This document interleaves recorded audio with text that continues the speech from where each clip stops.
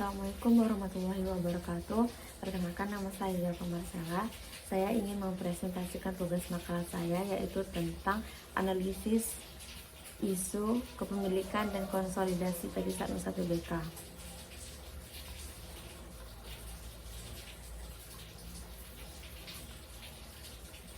Laporan ini membahas isu kepemilikan dan konsolidasi PT Satnusa Tbk, sebuah perusahaan manufaktur elektronik terkemuka di Indonesia.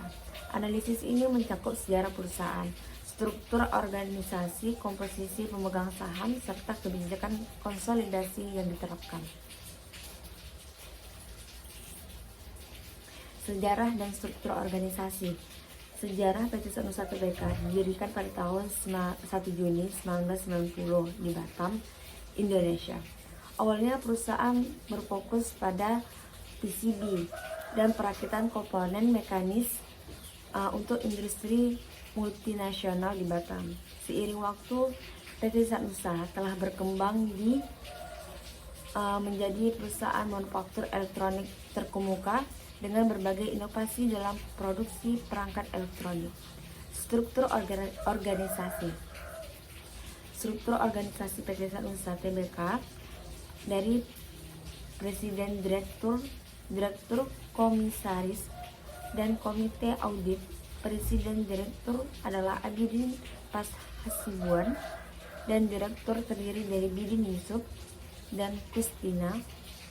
Komisaris terdiri dari Semaili Andi, Usman Fan, dan Heri Santoso. Komite Audit diketahui oleh Heri Santoso dengan anggota Rudiana Yeveni.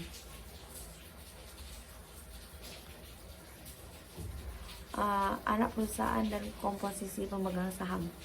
PT Satnusa memiliki beberapa anak perusahaan, antara lain PT SM, PT Engineering, PT SI Internasional, dan PT Tata Sarana dan PT Sarana Nusa Persada.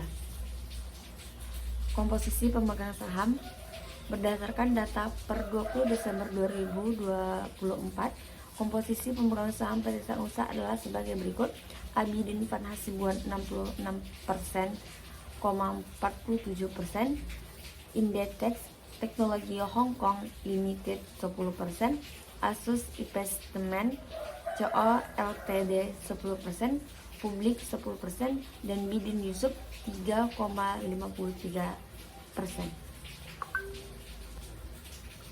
Kebijakan konsolidasi. PT Satnusa Tbk menerapkan kebijakan konsolidasi sesuai dengan standar akuntansi keuangan SAK yang berlaku di Indonesia. Konsolidasi dilakukan untuk menggabungkan laporan keuangan anak perusahaan dengan laporan induk, sehingga memberikan gambaran yang lebih komprehensif mengenai posisi keuangan dan kinerja perusahaan. Terus, dampak konsolidasi terhadap laporan keuangan, akuntansi, dan transparansi. Kebijakan konsolidasi yang diterapkan oleh PTSN memastikan bahwa laporan keuangan yang disajikan mencerminkan kondisi keuangan yang akurat dan transparan. Terus yang kedua, pengambilan keputusan. Laporan keuangan yang akurat dan transparan penting untuk pengambilan keputusan oleh investor, kreditor, dan pemangku kepentingan lainnya. Terus lanjut ke analisis struktur kepemilikan. Struktur kepemilikan PT Satnusa didominasi oleh pemegang saham mayoritas Abidin Van Hasibuan yang memiliki 66,47%, investor asing seperti Indetex Teknologi Hong Kong Limited, Asus Investment CO Ltd masing-masing memiliki 10% saham, menunjukkan adanya keragaman dalam sumber pendanaan perusahaan. Sementara itu, Publik memiliki sisa 10% saham dan Bidin Yusuf memiliki 3,53% saham.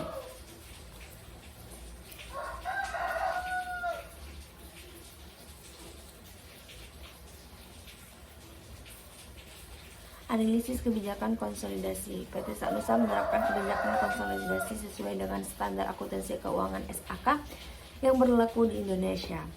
Konsolidasi dilakukan untuk menggabungkan laporan keuangan anak perusahaan dan laporan keuangan induk, sehingga memberikan gambaran yang lebih komprehensif mengenai posisi keuangan dan kinerja perusahaan secara keseluruhan. Kesimpulan dan saran.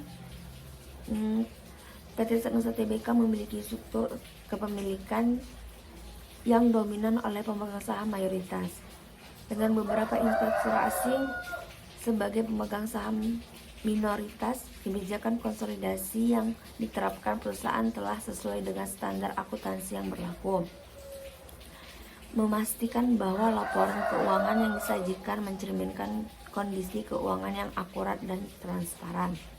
Saran, diharapkan PT Sanusa Tbk terus mempertahankan kebijakan konsolidasi yang sesuai dengan standar akuntansi yang berlaku, serta menjaga transparansi dalam laporan keuangan untuk meningkatkan kepercayaan investor dan pemangku kepentingan lainnya. Oke, mungkin cukup sampai di sini presentasi saya. Saya akhiri dengan Assalamualaikum warahmatullahi wabarakatuh. Mohon maaf jika ada kesalahan.